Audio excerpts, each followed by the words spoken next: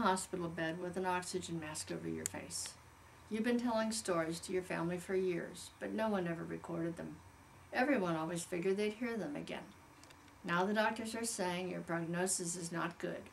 Oh yes, you can hear what they're saying, and it's scary. Your favorite adult child lays down beside you on the hospital bed and lays her newborn baby next to your face. Your mind is flashing back through all those stories you've been telling over the years, longing to be able to tell them to this little one when she's old enough to understand.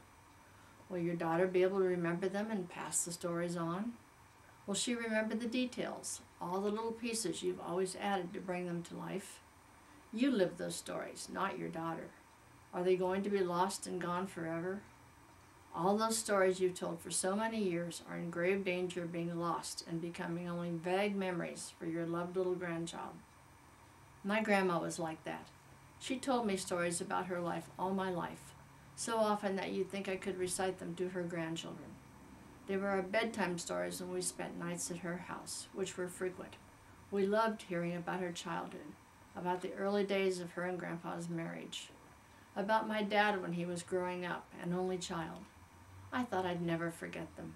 I was wrong. If I could write them down now, I would, but I can only remember scattered pieces of all those stories. I thought I'd remember them forever, and Grandma has been dead for 20 years now. My father died at age 66 after a clean bill of health. He got a diagnosis of very mild prostate cancer, but no one was really worried. Dad was healthy and had minor surgeries before, so what was one more? 2 months after his surgery, he died from unexpected complications and was suddenly just gone. This vibrant, alive man who was a pillar of the family, our rock, was no more, and no one had ever asked him in detail any questions about his life. I don't even know exactly how he and my mother met. There was always time in the future for questions like that. After all, his mother, my grandma, outlived him, and we hadn't recorded any of her stories either. Parents always predecease their children, right? And suddenly he was gone. We never asked him the questions, never recorded any answers in his own words.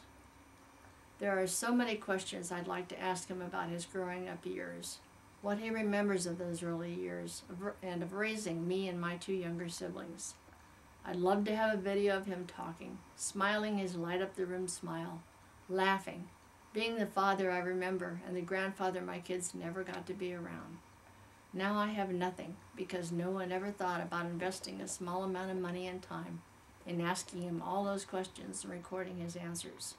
My kids and grandkids will never know the dad I adored. Why let this happen to your family? Even on a fixed income, Memory Savers is such a small investment in saving those memories, your voice, and your face, and your mannerisms for those you love.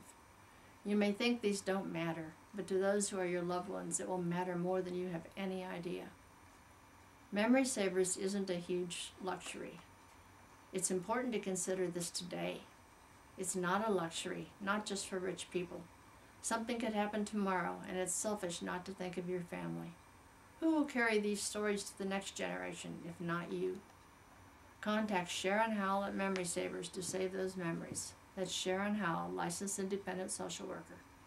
By email at slh@donet.com or by phone at 937-572-3879. Again, that's 937-572-3879. 937-572-3879. Thank you for listening. I'm Sharon Howell with Memory Savers.